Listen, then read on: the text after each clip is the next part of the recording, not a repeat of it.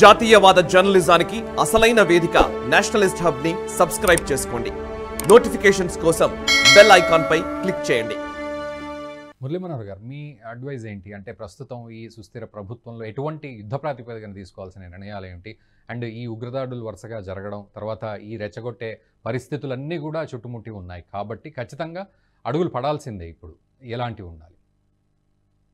ఉగ్రదాడులు ఏతున్నాయో నేను అన్నాను, వ్యూహాత్మకంగా ఈ సమయము ప్రమాణ స్వీకారం, ఈ సమయం దేశంలో ఒక అలజడి ఆందోళన, దీనికోసం వ్యూహాత్మకంగా చేసిన దాడే గాని దమ్ము ధైర్యం ఉండి అంత శక్తి ఉన్న దేశం చేసినటువంటి దాడిగా మనం చూడాల్సిన పని లేదు. మరింత బలహీనపడ్డ నేషన్ అది. కేవలం ఒక కీలు బొమ్మగా, ఒక పప్పెట్ గా ఇతర దేశాలకు, చైనాలకు ఇదిగా ఉండి చేస్తున్నటువంటి పని. దానికన్నా మనము కాన్స్టెంట్ గా ఈ 10 years లో మనం చేసింది, వారు చెప్పినట్టుగా కొన్ని రిఫార్మ్స్ తెస్తున్నాం. మన యొక్క ఆర్మీలో మనము ఏమంటాం, యంగ్ బ్లడ్ ని ఇంజెక్ట్ చేస్తున్నాం ఆర్మీలోకి. ఆర్మీలో యవ్వనం వచ్చేసింది అంటే బలం వచ్చేస్తుంది, ఎనర్జీ వచ్చేస్తుంది. వృద్ధుల యొక్క సంఖ్య తగ్గిపోతుంది మెల్లమెల్లగా. వ్యూహం కోసం కొంతమంది అనుభవం ఉన్న ఓల్డేజ్ వాళ్ళు, సీనియర్స్ కొంతమంది ఉంటారు ఆ పిరమిడ్ లో భాగంగా. కానీ బట్ బేస్ అంతా కూడా యంగ్స్టర్స్ యొక్క నంబర్ పెద్ద ఎత్తున పెరగబోతుంది. ఈ నంబరు సివిల్ సొసైటీలోకి కూడా రాబోతుంది. అది సివిల్ సొసైటీని క్రమశిక్షణ వైపు నడపగలుగుతుంది. కనుక ఈ అగ్నివీరు ఇవన్నీ కూడా మనం చేస్తున్న రిఫార్మ్స్, 70 ఏళ్ల పాలసీస్, 80 ఏళ్ల నాటి పాలసీస్ ని ఇప్పటికీ కొనసాగించాలి అనేది మానసిక స్థితి ఉంది కదా ఈ దేశం. దీంట్లో నుంచి బయటపడాలి, మార్పు దిశగా మనము వెళ్ళాలి. మన దేశంలో మొట్టమొదటిగా మనకున్న సమస్య అంటే, ఏదైనా ఒక మార్పు వస్తుంది అంటే వెంటనే రెసిస్ట్ చేయడం ఒక అలవాటు. కానీ ఈ దేశంలో మోడీ గారు ప్రజల మానసిక స్థితిని కూడా మారుస్తూ వచ్చారు. స్వచ్ఛ భారత్ ఏందండి, మానసిక స్థితి మారింది. కేవలం క్లీన్ గా ఉంచడం కాదు, దేశం శుభ్రం కావడమే కాదు, మనుషులు మానసికంగా శుభ్రమయ్యారు. కనుక స్కూల్ బేబీ, నేను అంటాను ఇప్పుడు స్కూల్ బేబీ కూడా తిన్న తర్వాత చాక్లెట్ ర్యాపర్ ను కింద పాడవేయడం లేదు, నియరెస్ట్ డస్ట్ బిన్ కొరకు వెయిట్ చేస్తుంది. ఇది చేంజ్ అన్నట్టు. కనుక ఆర్మీలో చాలా పెద్ద మార్పు ఏంటి అంటే, ఇప్పుడు వారు చెప్పారు కదా, ప్రైవేట్ లో మనము డిఫెన్స్ మెటీరియల్ మనం తయారు చేస్తున్నాము, పెద్ద ఎత్తున ఇంపోర్ట్స్ తగ్గించి ఎక్స్పోర్ట్స్ పెంచుతా ఉన్నాము. 1,00,000 కోట్ల ఎక్స్పోర్ట్స్ భారత్ విదేశాలకు ఆయుధాలను సప్లై చేస్తా ఉంది, అమ్ముకుంటుంది. ఇప్పుడు మనము కొనుక్కోవడం ఆపేసేసి మనమే తయారు చేసి అమ్మడం ప్రారంభించాం.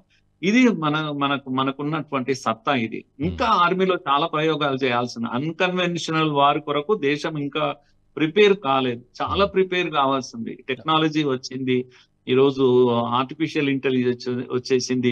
లేకపోతే ఇవన్నీ వీటిని ప్రాపర్ గా ఉపయోగించుకొని మనుషుల కన్నా టెక్నాలజీ మనల్ని కాపాడే రోజులు వచ్చేసాయి. మన బార్డర్స్ చాలా పెద్దయి. ఎంతమంది దేశం మనుషులందరినీ తీసుకుపోయి గన్నిచ్చి బార్డర్ పైన నిలబెట్టలేము.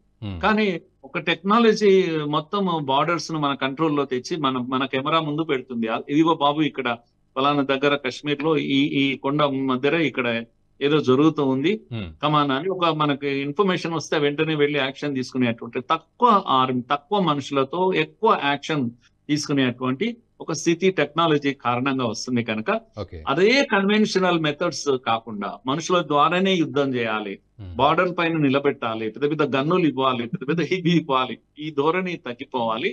మనము మార్పును మనం ఆహ్వానించాలి.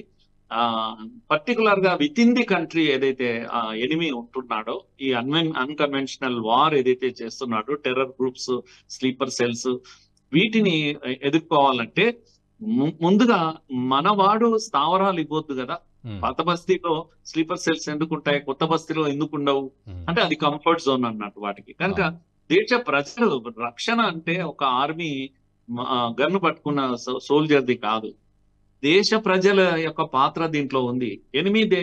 నీ పక్కలో వచ్చి పడుకుంటే నువ్వు సమాచారం ఇవ్వకపోతే మరి నువ్వు దేశభక్తుడు ఎలా అవుతావు? కనుక ఆర్మీ రక్షణ ఇది ప్రతి ఒక్కడికి సంబంధించిన విషయం. మైండ్ సెట్ ప్రాబ్లమ్స్ ఉన్నాయి మనకు.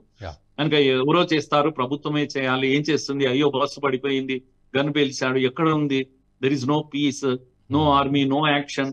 ఇలాంటి మాటలను మనం అర్థం చేసుకోవాలి. ఇది తప్పుదారి పట్టించే విషయం అని కూడా ప్రజలు అర్థం చేసుకోవాలి. Yeah. మెల్లమెల్లగా ఈ చేంజ్ కనిపిస్తుందండి ఈ దేశంలో. మనం ఆందోళన చెందాల్సినటువంటి అవసరమే లేదని అనిపిస్తుంది. ఈ వీడియో మీకు నచ్చినట్టయితే లైక్ చేయండి, 10 మందికి షేర్ చేయండి. అలాగే కామెంట్ల రూపంలో మీ అభిప్రాయాలను మాతో పంచుకోండి. Nationalist hub group of channels ను సబ్స్క్రైబ్ చేసుకుని తెలుగునాట జాతీయవాద జర్నలిజాన్ని ప్రోత్సహించండి. ఈ వీడియో కింద ఉన్న బెల్ ఐకాన్ పై క్లిక్ చేయడం మర్చిపోవద్దు.